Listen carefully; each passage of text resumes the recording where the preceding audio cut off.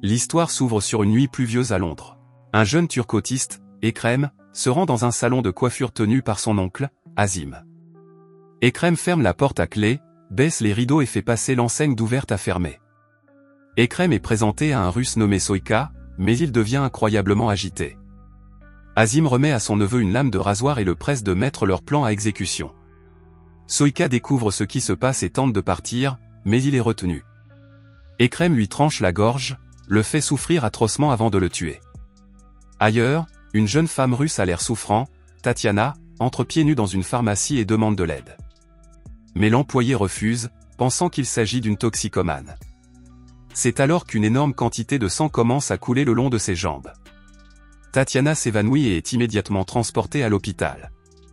Comme il s'avère qu'elle est enceinte, les médecins pratiquent une intervention chirurgicale et parviennent à sauver le bébé, mais Tatiana meurt tragiquement. Anna, une sage-femme anglaise d'origine russe, signale le décès et s'occupe du bébé. Anna rentre ensuite chez elle après son service de nuit. Elle vit avec sa mère Hélène, qui s'occupe d'elle, et avec son oncle Stepan, alcoolique et casse-pied. Le lendemain, jour de Noël, Anna donne à son oncle un journal intime qu'elle a pris dans le sac de Tatiana et l'exhorte à le traduire car il est en russe. L'oncle Stepan refuse de le faire et lui reproche d'avoir volé une fille morte. En feuilletant les pages, Anna trouve comme seul indice une carte de visite d'un restaurant transsibérien. Mais elle est loin de se douter que ce restaurant est en fait dirigé par un chef de la mafia russe nommé Semyon. On découvre ensuite le fils de Semyon, Kirill, et Nikolaï, le fidèle chauffeur et garde du corps de la famille. Au même moment, Anna gare sa moto devant le restaurant. Kirill demande à Nikolaï de conduire Azim et sa femme au restaurant. Alors que Nikolaï s'éloigne, Anna frappe à la porte du restaurant et est chaleureusement accueillie par Semyon. Tous les employés préparent une grande fête au restaurant. Anna remet à Semyon la carte de visite trouvée dans le journal de Tatiana et lui demande où il peut trouver les parents de Tatiana pour l'aider. Mais Semyon nie connaître la jeune fille. Semyon s'excuse de ne pas pouvoir l'aider dans cette affaire. Mais quand Anna lui dit qu'elle trouvera probablement plus d'informations en faisant traduire son journal, Semyon se porte volontaire pour déchiffrer le journal. Semyon se porte volontaire pour déchiffrer le journal et conseille à Anna de le lui apporter demain soir.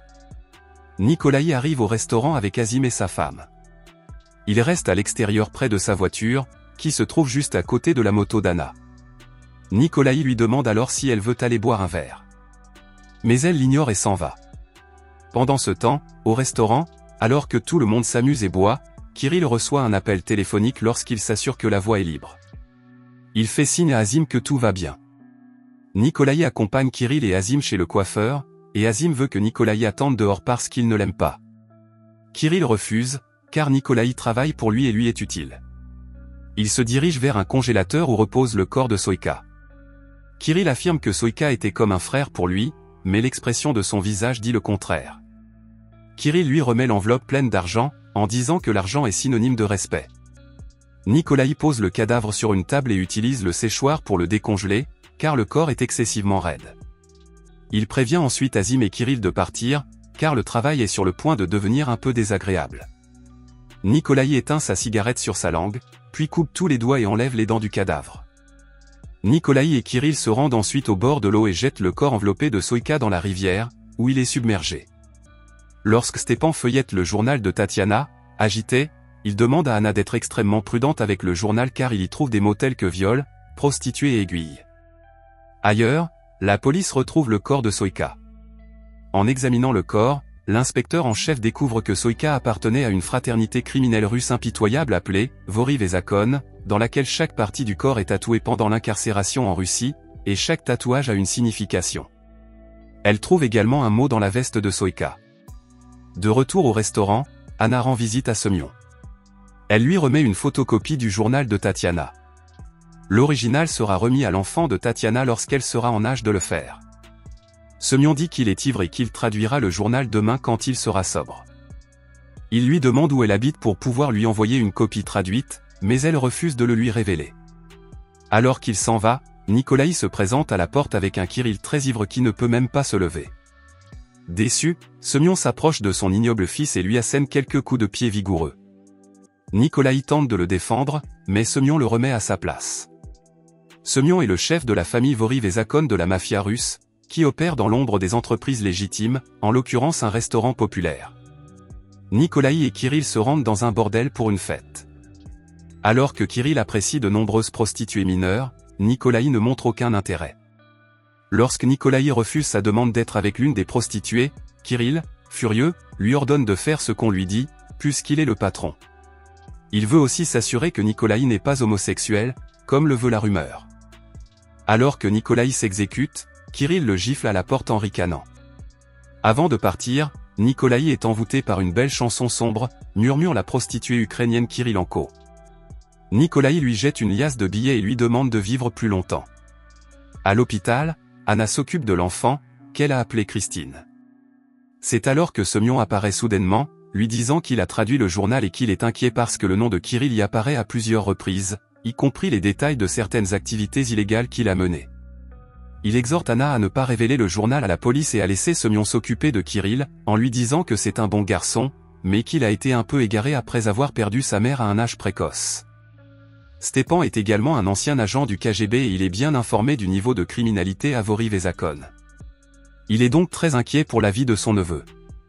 À leur grande surprise, c'est Semyon qui a violé Tatiana et il est en fait le père de Christine. Anna les informe de leur rencontre avec Semyon. Il décide qu'il vaut mieux remettre le journal à Semyon pour que le bébé de Tatiana soit sain et sauf. Dans la cour à l'arrière du restaurant, Nikolai travaille sur la moto d'Anna lorsque Kirill l'appelle alors qu'ils reçoivent un chargement de vieux alcool dans un camion. C'est alors que Semyon apparaît et gifle Kirill lorsqu'il découvre que c'est lui qui a tué Soïka. Lorsqu'il découvre que Nikolai est responsable de tout, Semyon le trouve intelligent et plein de tact et s'en remet à lui plutôt qu'à son fils. Mais il se rend compte que les frères de Soïka sont dangereux. Pendant ce temps, alors qu'Anna, Hélène et Stepan se rendent dans un café pour prendre un café, Nikolai arrive et s'assoit à leur table. Stepan explique à Nikolai qu'il est un ancien capitaine du KGB et qu'il sait comment s'y prendre avec des gens comme Semyon. Lorsque les choses se sont calmées, Nikolai demande le journal. Mais lorsque Nikolai obtient le journal, il refuse de leur donner l'adresse de Tatiana et s'en va. Nikolai retourne au restaurant de Semyon pour lui remettre le journal de Tatiana. Semyon est heureux de l'avoir retrouvé, mais il est inquiet car Stepan a déjà lu le journal et ordonne à Nikolai de le tuer, d'une manière ou d'une autre. Il s'avère également que Soïka a été éliminé parce qu'il répandait des rumeurs sur l'homosexualité de Kirill. Semyon trempe alors le journal dans de la vodka et le brûle. Le lendemain, alors qu'Ekrem revient du derby londonien entre le FC Chelsea et Arsenal, il se promène dans la rue. Alors qu'il se promène dans la rue avec une foule de supporters, il s'arrête dans un cimetière pour pisser sur une tombe. Deux hommes s'approchent de lui, dont l'un est le frère de Soïka, et lui tranchent la gorge en plein jour. Alors que Semyon apprécie une chanson classique russe intitulée « Ochi Cherny », jouée par un accordéoniste au restaurant, il est informé de l'arrivée d'Azim pour le rencontrer. Azim lui apprend que le frère de Soïka a tué Ekrem. Le frère a décidé de le laisser partir, mais en échange, il doit lui livrer Kirill. Semyon n'est pas satisfait, mais il ordonne à Azim d'informer son frère qu'il fera ce qu'on lui demande. Peu après, on voit Nikolai suivre Stepan jusqu'à sa maison et le suivre à l'intérieur, où il est supposé le tuer. Alors que Nikolai et Kirill traversent la cuisine, Kirill mentionne que la police a fait une descente dans la maison close et qu'elle a demandé le nom de Kirillenko. Il rencontre Semyon, qui congédie Kirill pour parler à Nikolai en privé. Nikolai dit à Semyon qu'il a tué Stepan, ce qui le satisfait. Plus tard, Nikolai descend boire un verre avec Kirill. Il dit que Semyon lui a proposé de se faire tatouer les étoiles et qu'il a accepté. Kirill le prend dans ses bras et lui ment en disant que c'est lui qui a eu l'idée de faire tatouer les étoiles par Nikolai. Plus tard, plusieurs membres du Vori-Vezakon arrivent au restaurant et sont accueillis par Semyon. Nikolai est assis devant eux, vêtu uniquement de ses sous-vêtements. Les membres inspectent les tatouages qu'il a reçus en prison et passent en revue les antécédents criminels et familiaux de Nikolai. Nikolai renonce à ses parents et se fait tatouer des étoiles sur les épaules et les genoux. Le lendemain, Azim rencontre Nikolai dans un établissement de bain pour parler affaires. Il dit que c'est son lieu de rencontre favori, car tout le monde peut voir les tatouages qu'il porte. Azim s'excuse pour aller aux toilettes et commence à s'habiller. Deux voyous entrent et Azim présente Nikolai comme Kirill, car ils ne savent pas à quoi ressemble Kirill. Ils épargnent Azim et entrent dans le sauna, où se trouve Nikolai. Un combat s'engage. Nikolai finit par prendre le dessus et poignarde le voyou de gauche dans l'œil. Plus tard, à l'hôpital, Anna remarque que Nikolai est gravement blessé. Elle va le voir et lui demande s'il sait où se trouve Stepan. S'il ne se manifeste pas rapidement, elle fera intervenir les autorités. Nikolaï révèle qu'il a été envoyé par Semyon pour éliminer Stepan. Mais il ne l'a pas fait. Après tout, il l'a envoyé à Édimbourg et l'a hébergé dans une auberge. L'inspecteur de police qui a trouvé le corps de Soïka arrive à la clinique et parle à Nikolaï en privé. Il s'avère que Nikolaï est en fait un agent secret du Mi-5 chargé d'infiltrer le Vori-Vezakon. La note qu'il avait placée dans les vêtements de Soïka était un rapport préliminaire, et c'est lui qui a ordonné la descente dans la maison close pour aider Kirilenko. Cependant, Scotland Yard et le KGB et le FSB ne sont pas satisfaits du tatouage d'étoiles de Nikolaï, pensant qu'il est allé trop loin. Nikolaï leur rappelle qu'il leur suffit d'arrêter Semyon, responsable de l'agression de Tatiana, 14 ans. De plus, ils peuvent prouver que Semyon est le père de l'enfant grâce à des tests sanguins. Pendant ce temps, Kirill gonfle des ballons pour une autre fête et plaisante avec son neveu lorsqu'il voit, par le biais d'une caméra de surveillance, plusieurs policiers arriver devant le restaurant. Kirill voit son père après le départ des policiers. Il s'avère qu'ils sont venus prélever un échantillon de sang sur Semyon, ce qui les laisse à la fois perplexes et paniqués. À la fin de son service, Anna aperçoit Kirill dans un ascenseur avec un sac de sport. Il se précipite au service de néonatologie et trouve des fleurs au lieu du bébé. Anna retrouve Nikolaï et lui demande d'un ton dur s'il sait où Kirill a emmené le bébé. Il n'en a honnêtement aucune idée, et tous deux se précipitent à la recherche de Kirill, qui retourne au bord de l'eau où le corps de Soïka a été jeté. Il prend la petite fille dans ses bras et s'assoit au bord de l'eau. Il demande à la petite fille de lui pardonner en sanglotant. Il s'apprête à jeter Christine dans la rivière lorsque Nikolaï et Anna arrivent à temps. Nikolaï dit à Kirill que Semyon est allé trop loin et qu'ils n'ont jamais tué d'enfant. Il exhorte Kirill à choisir entre lui et Semyon. Kirill serre Nikolaï dans ses bras et lui dit qu'il ne savait pas que Semyon l'avait piégé à l'établissement de bain. Nikolaï dit qu'il comprend et donne Christine à Anna. Nikolaï dit alors à Kirill que le temps est venu de contrôler la famille et qu'ils peuvent devenir des partenaires lorsque Semyon n'est plus là. Kirill redevient joyeux et dit à Nikolaï qu'il devrait sortir et faire la fête, puisque c'est le réveillon du Nouvel An. Anna lui demande qui il est et pourquoi il les a aidés, mais Nikolaï répond simplement qu'il ne peut pas être roi si le roi est toujours en place.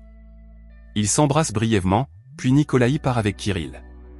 Quelque temps plus tard, nous voyons Hélène et Stepan mettre la table pour le déjeuner, tandis qu'Anna a adopté Christine et joue avec la belle enfant.